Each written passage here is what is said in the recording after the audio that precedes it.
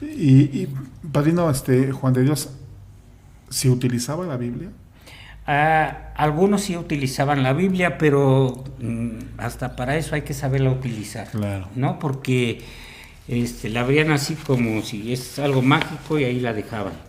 Ajá, Y otros cuando como si alguien... mandara magia, ¿no? Ajá, y otros cuando alguien se ponía mal, se la Sí. sobaba, ¿no? Sí. Sí, Sí, no es, ese no es el uso correcto de la Biblia. Si nos vamos a especializar algo, por lo menos hay que especializarnos exacto, bien. sí, sí. Y si no, pues respetarlo, ¿no? Y Sí. usar lo que sabemos usar. Sí. Padrino, estaba leyendo de las cositas que platicamos previo. Ya hablamos de las escrituras, ¿no? La primera, la segunda y la de octavo y noveno. Ajá. ¿Las preparaciones para décimo se daban en ese tiempo? Yo la verdad en el grupo centro no entré a esas juntas. Había reunión para compañeros de décimo paso, o sea, ellos tenían su día de sesión. Sí, lo que sí, el octavo paso, la preparación eran 6 meses 6 meses de preparación. y la daba Mario Gómez. Mario, ¿por qué tanto tiempo, padrino? Es que son cosas ya, o sea, se trataban otros temas más delicados. Les voy a poner un ejemplo. Por ejemplo, no es un ejemplo, yo lo viví ahí, que las juntas eran a las 7:30 Ujú. y ya Mario iba llegando como a las 8:30 con su ¿cómo se llama? Su arsenal. Sí, a las 8:30. 8:30.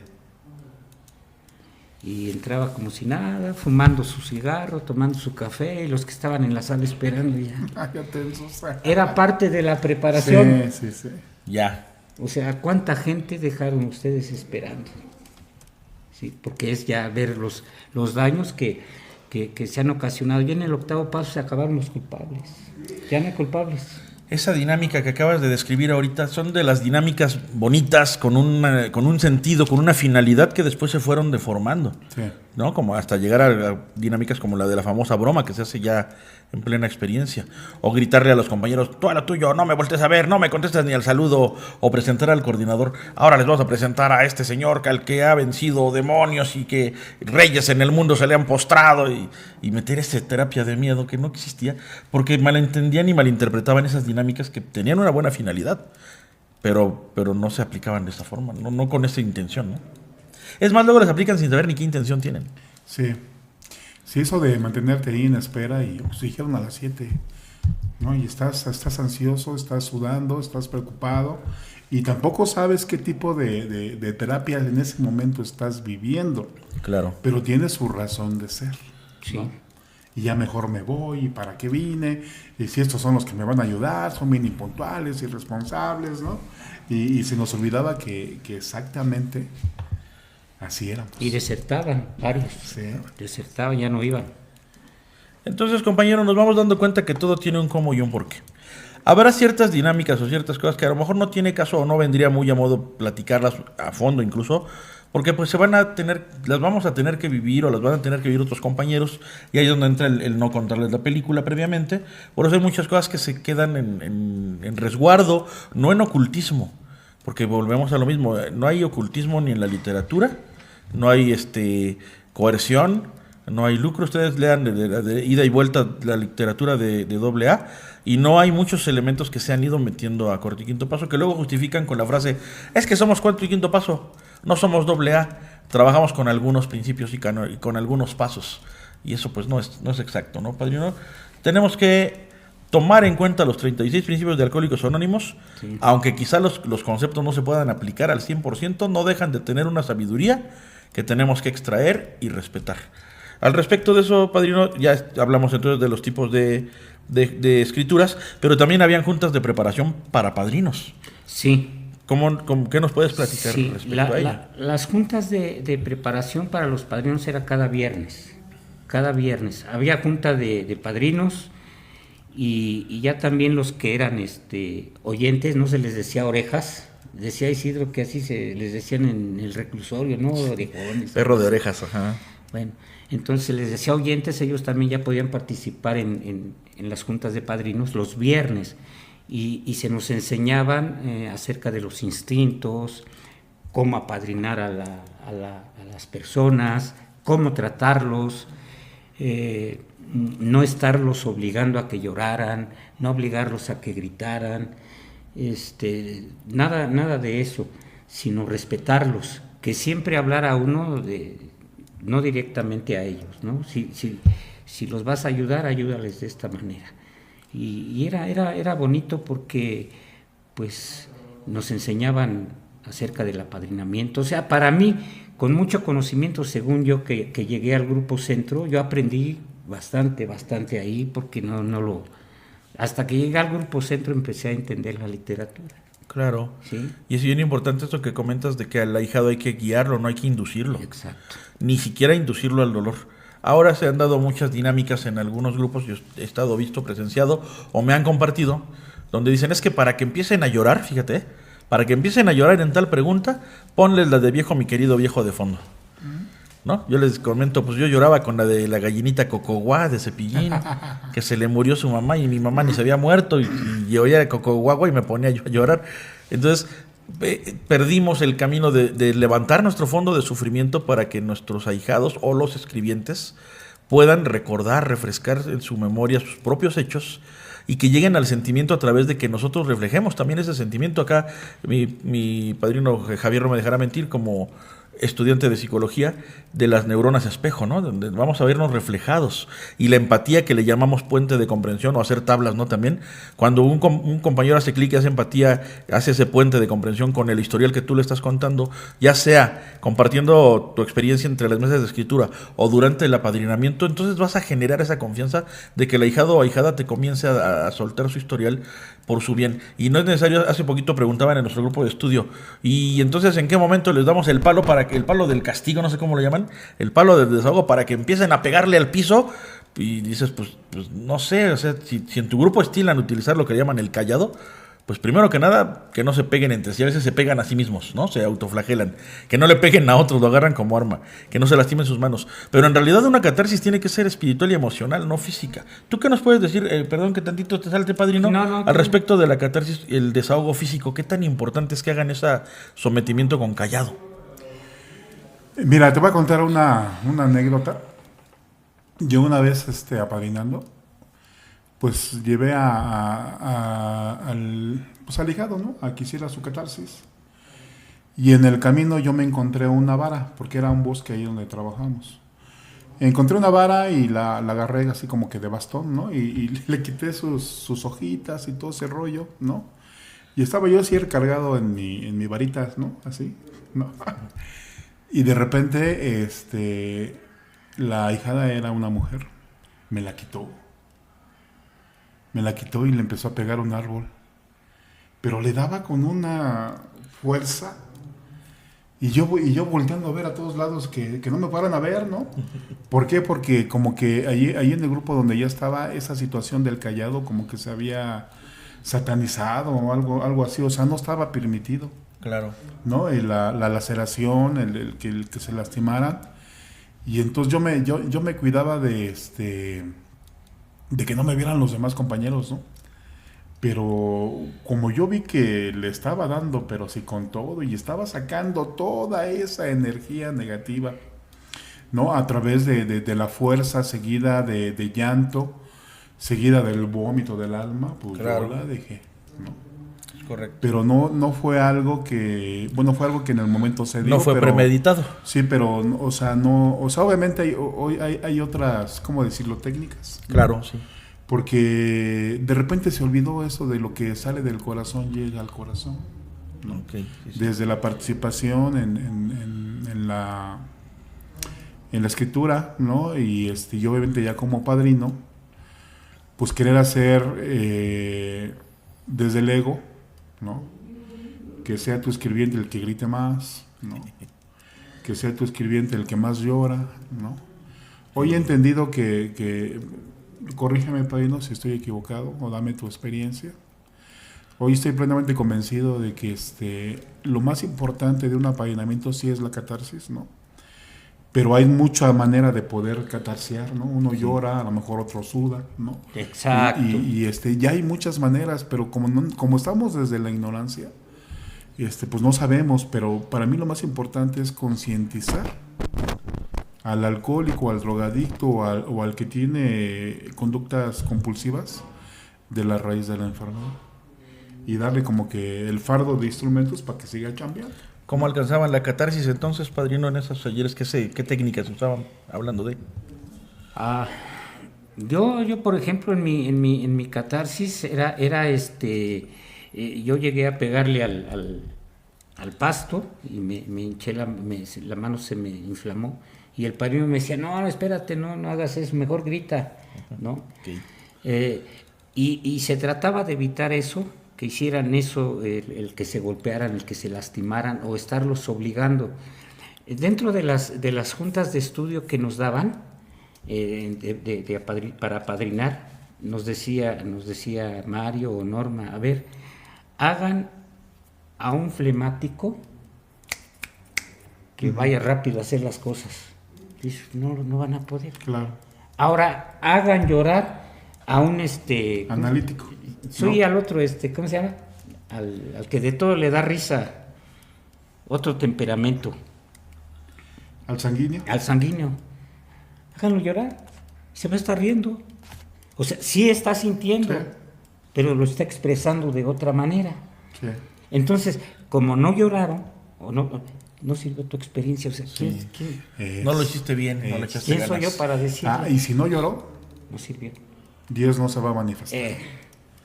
No, yo me acuerdo, hablando de compartir experiencias, a mí sí me sometieron, porque le decían en el grupo en el que yo estuve la primera vez, me sometieron con callado. Y me obligaba el padrino a golpear. Yo ya estaba cansadísimo. Me ardían las manos, me dolía la espalda de estar de rodillas. Yo tengo problemas de mis riñones, ya no aguantaba. ¿Y qué? Hasta parece que lo quieres, me decía. Así le pegas porque así lo quieres. Si te hizo daño, que no sé qué, pégale más duro. Y estaba yo, pégale más duro. Y más duro. Ya no podía yo darle más duro. Y yo ya no estaba concentrado en mi catarsis, sino en tratar de complacer al padrino sanguinario. Que viera que sí le estaba yo echando ganas, pegándole bien fuerte para que no creyera que yo quería a la persona contra la que estaba desahogándome.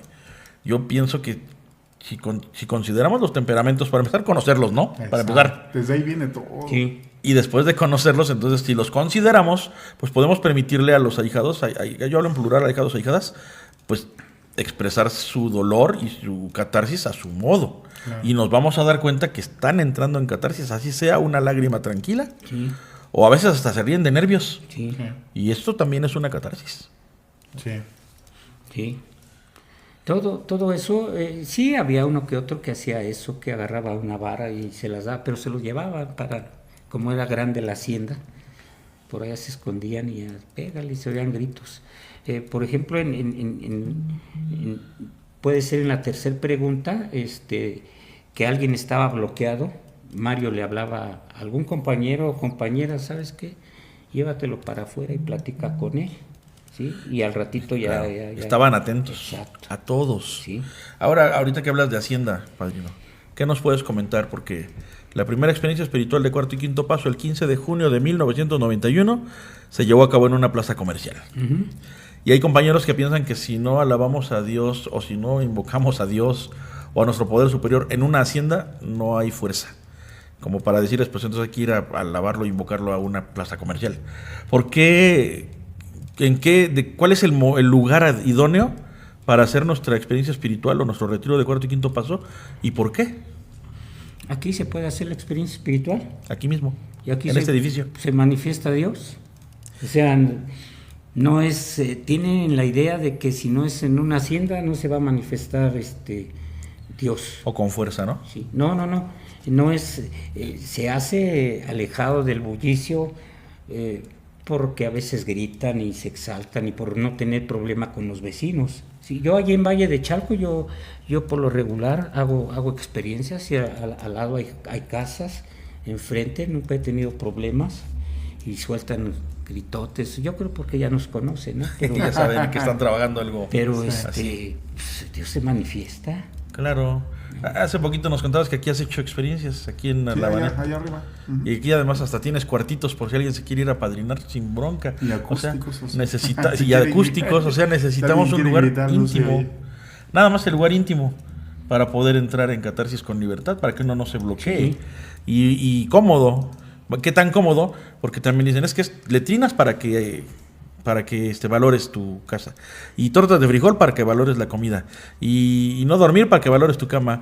Pero creo que tampoco es por ahí, ¿no? No, yo escucho que hoy en algunas experiencias los dejan parados horas y luego se los llevan caminando a donde van a hacer la experiencia, no duermen, Sí. que para desinflar el ego. Digo, pero ¿dónde dice que así se le debe de hacer a la gente? Se le debe de maltratar Maltratar, ahí. para desinflar el ego, Y vestirse de soldado y hablarles como reos, padrino. ¿no? ¿Cómo les hablaban en Grupo Centro? Pues Al escribiente. yo cuando viví mi experiencia, no fue así con ternura, pero sí respeten, sí Puro nos des- mando nada más, ¿no? concéntrense porque vamos a hacer un trabajo delicado y doloroso. Y yo decía, bueno, pues ¿por qué? Pero el único que hablaba fuerte era el coordinador, era Mario, pero nunca se dirigió que tú, no, él coordinando la experiencia, y pues obviamente que llegaba, ¿no? Todo eso, pero siempre fue con respeto, porque eso se enseñaba en la junta de padrinos. ¿Cuán importantes son las juntas de preparación? Y las juntas de preparación de padrinos, no del escribiente. Sí. Y las juntas de estudio. Eso también es bien importante comentarlo, padrino Juan. Los grupos de cuarto y quinto paso nacieron por la necesidad de que los compañeros que comenzaron a ir ya no querían regresar a su grupo base. Entonces, al quedarse, es lo que sabemos, y me gustaría que nos lo confirmes o nos corrijas. Lo que sabemos es que los compañeros que ya no querían regresar a su grupo base se quedaban ahí en donde habían hecho sus preparaciones y dijeron, bueno, pues ya que estamos aquí, pues vamos a hacer el grupo, vamos a estudiar. Los días que no hay preparaciones, vamos a estudiar pasos, vamos a estudiar tradiciones. ¿Qué nos platicas al respecto, padre? Sí, es cierto, porque al menos en mi experiencia, el salir de hacer mi cuarto y quinto paso, a mí ya no me llenaba una junta normal. Tradicional. Ya no, yo ya ni pasaba a tribuna, ya empecé a darme cuenta, decía lo mismo siempre. Y sí fui unos meses todavía al grupo, pero me regresé al grupo centro, porque eran grupo de cuarto y quinto paso, de avance, de estudio. De avance y de Sí. estudio. Y entonces no había tribuna, cuando uno salía de la experiencia, ahí se daba el sexto paso, y por ejemplo, vamos a tratar el efecto de la gula. A ver, ¿tú qué opinas de la gula? Y siempre yo alzaba la mano, decía, pues yo soy el único aquí que llegó enfermo, pues yo, ¿no? Tú los estabas curando a todos. Cuando con dejaban, excelencia. era la tarea van a buscar qué es la gula, definiciones de la gula y cuánto tienen ustedes de la gula. Y pues era en diccionario, no había... Sí. Y escribir y decir, Sí, híjole, me tocó. ¿a poco yo tengo tanto? Entonces era verdaderamente que iba uno a estudiar y trabajar con Sí, uno, claro. con uno. ¿Qué diferencia de las juntas de antes? Bueno, a mí durante muchos años nuestro coordinador o nuestro guía, o como se le diga, bueno, se le decían coordinadores, ¿no? Fue José Vega, que también salió de Grupo Centro, el electricista. Sí, cómo no. Muy bueno, Él Se coordinaba. conocen entre ellos, ¿eh? muy bueno. Él La coordinaba. verdad es que yo a este hombre le aprendí demasiado, ¿no? Sí. Él me enseñó a poder participar en todos los servicios, ¿no? El único que no le entré cuando estuve con él fue al bueno, se les llamaba antes guía espiritual, ¿no? Hoy sé que es una palabra muy larga, grande. coordinador. Mejor nada más coordinador. Sí, de mejor nada más servicio de oración. coordinador de oración, ¿no? Exacto. Y él nos enseñó todo esto, ¿no? O sea, en el escritorio había un diccionario, ¿no? A ver, ¿qué entiendes por ahínco, no? Nos tropezábamos con la palabra ahínco, recalcitrante. Y a ver, sí. búsquenle, ¿no? ¿Qué es eso? Y entiendan, ¿y qué le entiendes? Pues yo le entiendo esto, a ver otra vez, vuelve a leer, y te quiere decir esto, ¿no? ¿no? Y era la enseñanza. Y es que a diferencia de, por ejemplo, la Biblia, que se tiene que interpretar, Sí. porque viene escrita en parábolas y metáforas, la literatura se tiene que significar, porque está escrita claramente, eso tú me lo enseñaste, padrino. La literatura no está hecha para que la practiques como la entiendes, Ajá. sino como está escrita, Sí, porque esa no está hecha ni en metáforas ni por parábolas. Sí. ¿Qué nos dices de eso, padrino, de la literatura? Es que todo es sugerido. Todo sugerido. No, Sí, todo sugerido, y como es sugerido, no hago nada. Sí, sí, ¿no? sí. Es una justificación, ¿no? Bien. Es que yo lo entiendo así, ¿no? Es que así no es. Es que lo prohibido es prohibir. ¿no? Sí, sí. Pero las tradiciones dicen otra cosa, ¿no? Si no te aplicas los principios espirituales, te enfermas, te mueres, regresas a tus antiguos vicios. A tus patrones. Sí. Lo dice el punto de vista de Alcohólicos Anónimos. Vamos a ver, dice, ahí están, día tras día, mes tras mes, año tras año, asistiendo a su grupo, esperando que algo se les impregne. Se les impregne. Y lo único que se les impregna es la muerte, mientras el rigor mortis espiritual y mortis. físico sigue avanzando. Ay, mamacita. Ya nomás, padrino. Pero eso era llevado así con una manera que sentías que te traspasaba y Sí. te tocaba el corazón Sí. y los tuétanos y decías, siento como que es, bueno, hoy día podríamos decir es como que terapéutica de miedo, pero dicho bien, Bien. como una realidad. Sí, visto ¿no? el miedo como un mecanismo de defensa Sí, humano, sí, natural, sí. ¿no? Sí. Y ahora, hijo de toda torre, ¿quién sabe qué? No, ya es Ahora no diferente. te da miedo lo que escuchas o las verdades que te dicen, te da ¿Cómo miedo el te que lo te dicen? grita, Sí, ¿cómo te da te miedo lo el que está vestido, además estás vestido soldadito. Y en Sí. algunos grupos hasta traen armas, o son de utilería, pero traen armas, casi rifles y todo, también Fíjate. los servidores. Entonces esa terapéutica, diría Roberto, ¿no? Esa terapéutica no es tal, hay que desecharla lo antes posible. Muy bien. Déjame leer una pregunta que llegó Adelante, por aquí, adelante, que sí. está muy interesante sobre lo que hemos venido tocando. De Andrés Alvarado, dice, buenas tardes, padrinos, ahorita que hablaron de la catarsis, ¿en qué parte de la literatura de AA fundamentan lo de la catarsis o es algo agregado fuera de la literatura de AA a los grupos de cuarto y quinto paso? En el segundo capítulo, Segundo capítulo, hay una solución. Bueno, así se llama. Sí. Así se llama. Segundo capítulo del texto básico, libro grande o Libro libro azul, azul. libro azul. ¿Cómo funciona? Página 23. No, estoy muy atrasado. Sí, también acá en lo que lo encuentras. Por ahí. Hay una solución. Fíjese. A casi ninguno de nosotros le gustó el examen de conciencia, la nivelación del orgullo o la confesión de las faltas que requiere este proceso para su consumación, pero vimos que era efectivo en otros y habíamos llegado a reconocer la inutilidad y la futileza de la vida tal como la habíamos estado llevando. Por consiguiente, cuando se nos acercaron aquellos cuyo problema ya va a ser resuelto, lo único que tuvimos que hacer fue recoger el simple juego de instrumentos espirituales que poníamos en nuestras manos. El examen de conciencia.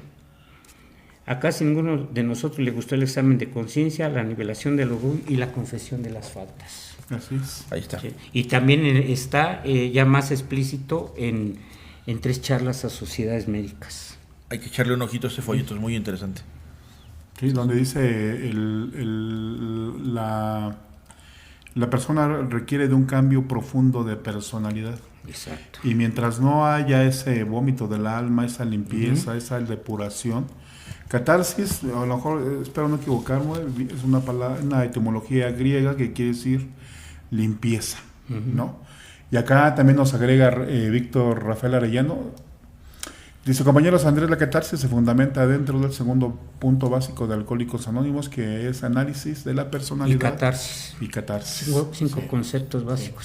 No, o sea, conclusión no es algo agregado, ¿no? Por cuarto y quinto paso, Está realmente está. Del Está griego claro. catarsis, que significa purificación o limpieza. Está. Ujú. Y sí, mira, mientras no haya esa limpieza, vamos a llamarlo de espíritu, ¿no? Sí, claro. Difícilmente vamos a poder avanzar, ¿no? Exacto. Difícilmente. Y obviamente cuando eso sucede, ¿no? Yo lo siento de alguna manera que nuestro espíritu como que se renueva, ¿no?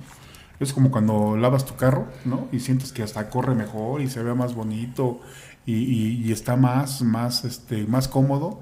Yo así, como que equiparía la catarsis, ¿no? El vómito del alma. Sí. Dice el quinto capítulo, cuando nos curamos del espíritu, nos curamos del alma y del cuerpo. Sí. Sí. Y aquí habla también sobre el espíritu. Sí. Está Víctor Rafael Arellano y saludos al padrino Juan de Dios. Yo viví la experiencia en Valle de Chalco con él y la verdad es que los resultados fueron muy buenos. Saludos, el día de Víctor. hoy le estamos echando acción, ¿no? En Valle de Chalco, no fue en una hacienda. En Valle de Chalco. Hacienda. Sí. Sí, muy bien, muy bien. Fíjense cómo me enseña mi padrino Juan el capítulo, la página y el párrafo. Ajá. O sea, es lo que nos decía Nacho. Cuando él dijo, es que no se usan 7 libros y folletos para preparar, se usa toda la literatura, porque el que conoce la literatura sabe dónde está lo que necesita en el momento que lo necesita, para fundamentarlo. Sí. A ver, ¿quiénes nos echamos ese trompo a la uña? Yo no. A ver, me faltó un Fíjense chorro. que yo a veces me decía un compañero que nos juntaba mucho, oye Juan, ¿y por qué les dices que está en tal página y en tal página? Si ni está, pues al fin ni leen. Así ni leen. No, incluso hoy con las nuevas ediciones todo se mueve. Sí. O está una página antes o una página Exacto, después. sí. Yo tuve cuando hice el libro parte del libro morado, cuando lo compilamos junto con los veteranos, porque los veteranos, y agradezco aquí públicamente a mi padrino Juan de Dios que me dio mucho material para este libro, pero cuando hice este libro de la experiencia espiritual, cómo se llevaba a cabo, me di cuenta de lo que dice ahorita Javi. O sea, yo empecé en una de las partes de este libro viene la receta, la famosa receta de cocina que decía Nacho que dejó para cuando se fue al centro, la dejó aquí al norte, la dejó aquí en el centro. Y decía en tal libro, en tal página, y yo lo buscaba y no estaba allí. Entonces tuve que buscar en qué libro, de qué traducción, de qué edición, porque está la traducción española para España y la de español para México, y la de tal año, y sí cambian. Entonces, al final me decidí por poner las más comunes, y poner desde el párrafo que empieza con hasta el que termina con. Y aún ahí de repente decía, porque unos la tradujeron, esta es la gran verdad, y en otra traducción decía, esta es la maravillosa verdad. Entonces, chale, bueno, en algunas traducciones dice así y en otras dice así. Pero tiene razón mi padrino, ¿para qué le citas si ni leen? Eso me hizo recordar una anécdota. Cuando yo empezaba a ser profesor, a mis 19 años ya era yo profesor de nivel medio superior. Y un día se me ocurrió darle la bibliografía a las alumnas, porque era una escuela de señoritas de asistente educativo. Y en una junta de maestros me regañaron los colegas, los compañeros. Oye, Gabriel, ya les diste la bibliografía a las muchachas, ¿ahora de dónde les vamos a dictar? Yo les dije, pues yo no sé, yo no dicto, yo enseño, ¿no? Sí. Hay que aprender. Fíjense